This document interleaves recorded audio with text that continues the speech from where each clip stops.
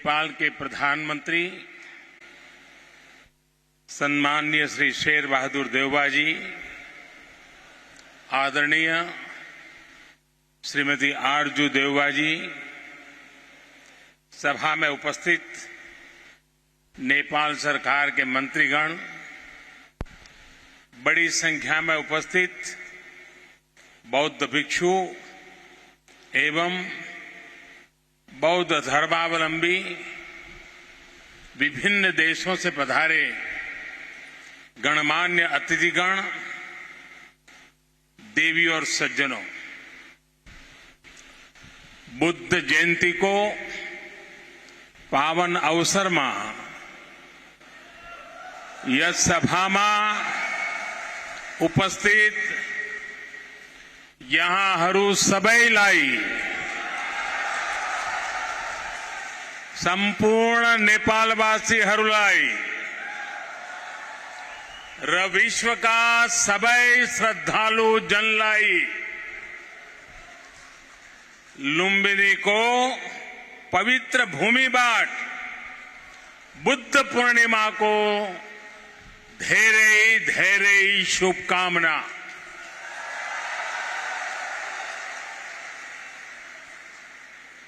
मुझे पहले भी वैशाख पूर्णिमा के दिन भगवान बुद्ध से जुड़े दिव्य स्थलों पर उनसे जुड़े आयोजनों में जाने का अवसर मिलता रहा है और आज भारत के मित्र नेपाल में भगवान बुद्ध की पवित्र जन्मस्थली लुम्बिनी आने का ये सौभाग्य मिला है।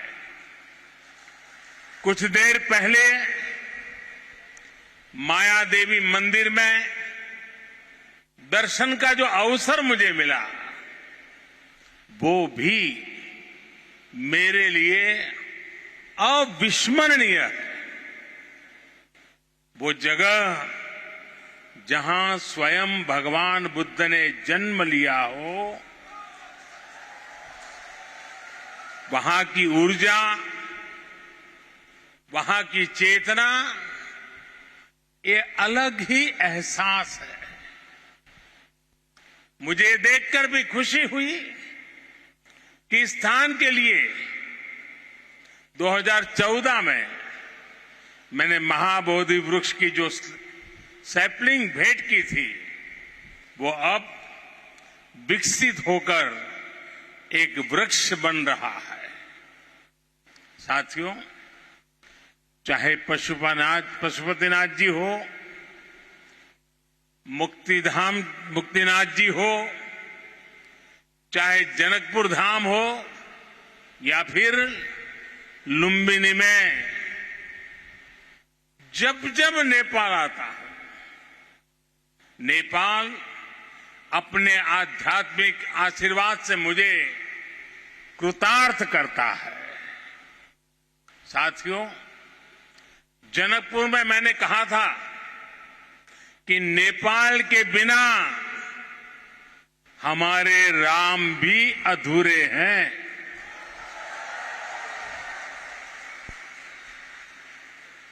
मुझे पता है कि आज जब भारत में भगवान श्री राम का भव्य मंदिर बन रहा है तो नेपाल के लोग भी उतना ही खुशी महसूस कर रहे हैं। साथियों, नेपाल यानी दुनिया के सबसे ऊंचे पर्वत सागर माथा का देश। नेपाल यानी दुनिया के अनेक पवित्र तीर्थों, मंदिरों और मठों का देश। नेपाल यानी दुनिया की प्राचीन सभ्यता, संस्कृति को सहेज कर रखने वाला देश। नेपाल आउँदा मलाई कुनै राजनीतिक भ्रमण भन्दा अलग औटा छुट्टै आध्यात्मिक अनुभूति हुन्छ।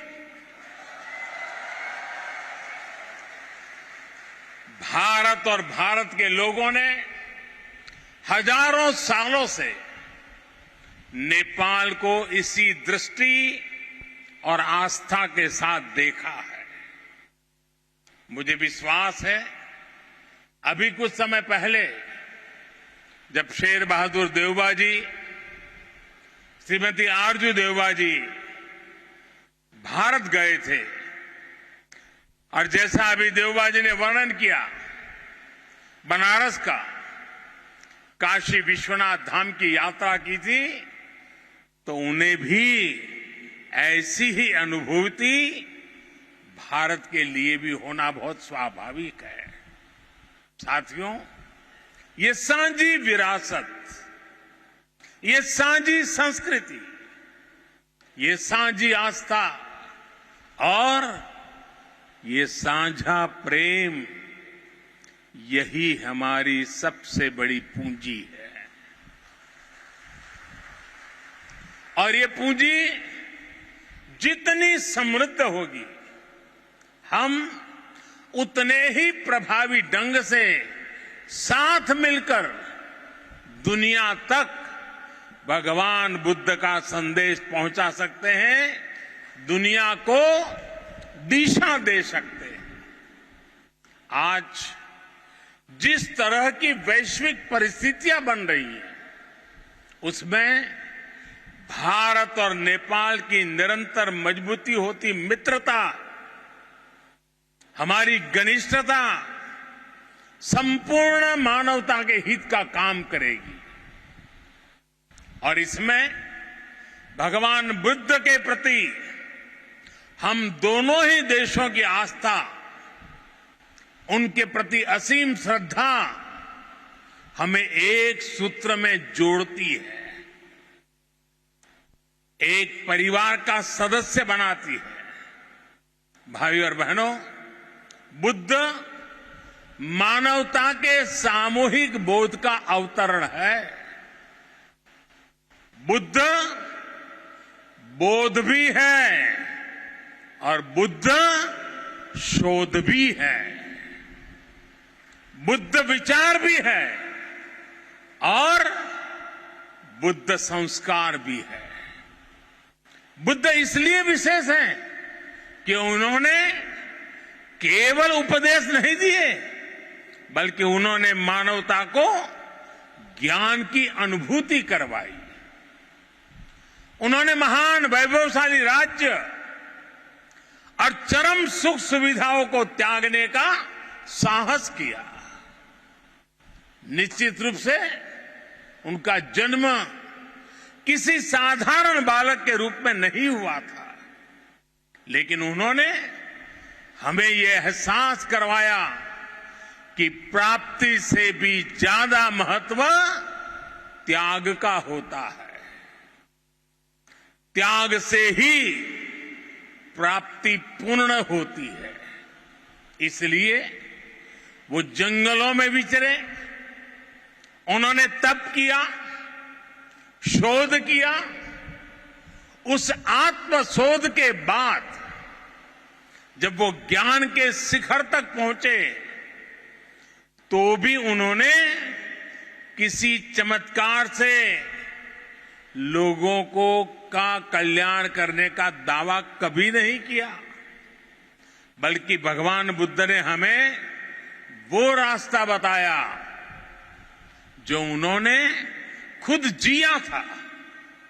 उन्होंने हमें मंत्र दिया था, अप्पदीपो भव भिक्खवे, अप्पदीपो भव भिक्खवे, परीक्ष भिक्षवो ग्राह्यम मद बचो न तू गौरवाद। अर्थात अपना दीपक स्वयं बनो, मेरे वचनों को भी मेरे प्रति आदर के कारण ग्रहण मत करो, बल्कि उनका परीक्षण करके उन्हें आत्मसात करो। साथियों, भगवान बुद्ध से जुड़ा एक और विषय है जिसका मैं आज जरूर जिक्र करना चाहता हूं। वैशाख पूर्णिमा का दिन लुम्बिनी में सिद्धार्थ के रूप में बुद्ध का जन्म हुआ। इसी दिन बोध गया में वो बोध प्राप्त करके भगवान बुद्ध बने और इसी दिन कुशीनगर में उनका महापरिनिर्वाण हुआ।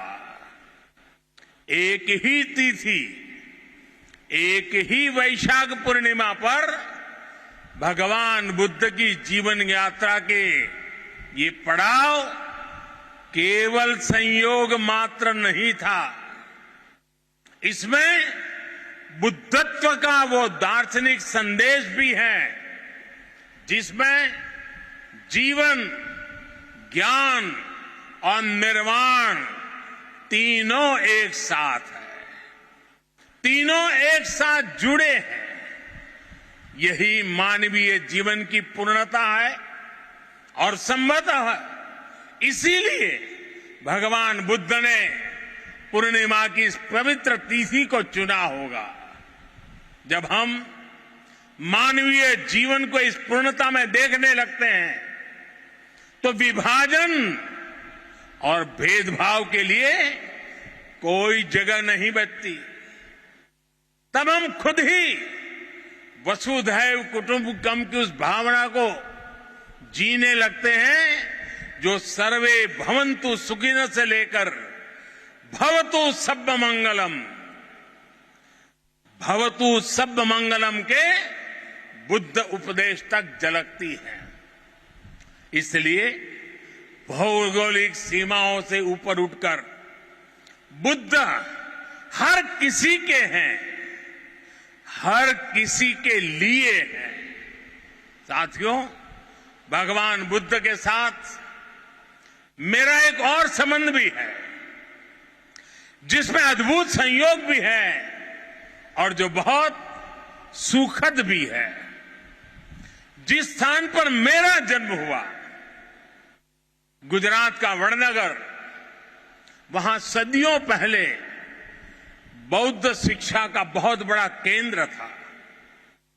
आज भी वहां प्राचीन अवशेष निकल रहे हैं जिनके संरक्षण का काम जारी है। और हम तो जानते हैं हिंदुस्तान में कई नगर ऐसे हैं, कई शहर, कई स्थान ऐसे हैं जिसको लोग बड़े गर्व के साथ उस राज्य के काशी के रूप में जानते हैं। भारत की विशेषता रही है और इसलिए काशी के समीप सारनाथ में मेरी आत्मीयता आप भी जानते हैं। भारत में सारनाथ, बोध गया और कुशीनगर से लेकर नेपाल में लुम्बिनी तक ये पवित्र स्थान हमारी सांझी विरासत और सांझे मूल्यों का प्रतीक है। हमें इस विरासत को साथ मिलकर विकसित करना है और आगे समृद्ध भी करना है। अभी हम दोनों देशों के प्रधानमंत्रियों ने यहां India international centre for Buddhist culture and heritage का शिलान्यास भी किया है। इसका निर्माण international Buddhist confederation of India द्वारा किया जाएगा। हमारे सहयोग के इस दशकों पुराने सपने को साकार करने में प्रधानमंत्री देवबा जी ने उनका अहम योगदान है। लुम्बिनी डेवलपमेंट ट्रस्ट के अध्यक्ष के रूप में उन्होंने इंटरनेशनल बुद्धिस्ट कॉन्फेडरेशन को इसके लिए जमीन देने का निर्णय लिया था और अब इस प्रोजेक्ट को पूरा करने में भी उनकी ओर से पूरा सहयोग किया जा रहा है। इसके लिए हम सभी हृदय से उनके आभारी हैं। मुझे खुशी है कि नेपाल सरकार बुद्ध सर्किट और लुम्बिनी के विकास के सभी प्रयासों को सहयोग दे रही है, विकास की सभी संभावनाओं को भी साकार कर रही है। नेपाल में लुम्बिनी म्यूजियम का निर्माण भी दोनों देशों के साझा सहयोग का उदाहरण है और आज हमने लुम्बिनी बुद्धिस्ट यूनिवर्सिटी में doctor Baba Saheb Ambedkar chair for Buddhist studies स्थापित करने का भी निर्णय लिया।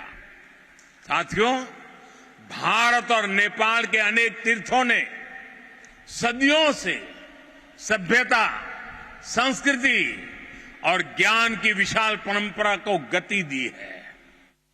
आज भी इन तीर्थों में पूरी दुनिया से लाखों श्रद्धालु हर साल आते हैं। हमें भविष्य में अपने इन प्रयासों को और गति देनी होगी। हमारी सरकारों ने भैरवा और सोनौली में इंटीग्रेटेड चेकपोस्ट बनाने जैसे फैसले भी लिए हैं।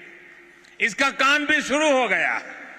ये पोस्ट बनने के बाद बॉर्डर पर लोगों के आवागमन के लिए सुविधा बढ़ेगी। भारत आने वाले इंटरनेशनल टूरिस्ट ज्यादा आसानी से नेपाल आ सकेंगे। साथ ही इससे व्यापार और जरूरी चीजों के ट्रांसपोर्टेशन को भी गति मिलेगी।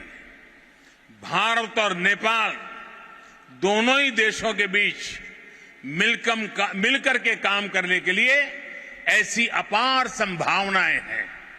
हमारे इन प्रयासों का लाभ दोनों देशों के नागरिकों को मिलेगा। साथियों, भारत और नेपाल बीच को संबंध हिमालय जस्ते अटल छे। हिमालय जति के पुरानो छे। हमें अपने इन स्वाभाविक और नैसर्गिक रिश्तों को हिमालय जितनी ही नई ऊंचाई भी देनी है।